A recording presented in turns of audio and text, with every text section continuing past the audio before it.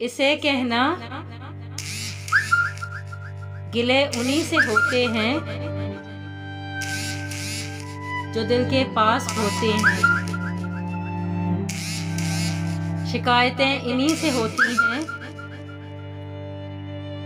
जो बेहद खास होते हैं। मेरा तुमसे गिला करना तुम्हें यूं ही रुला देना, खफा करना मना लेना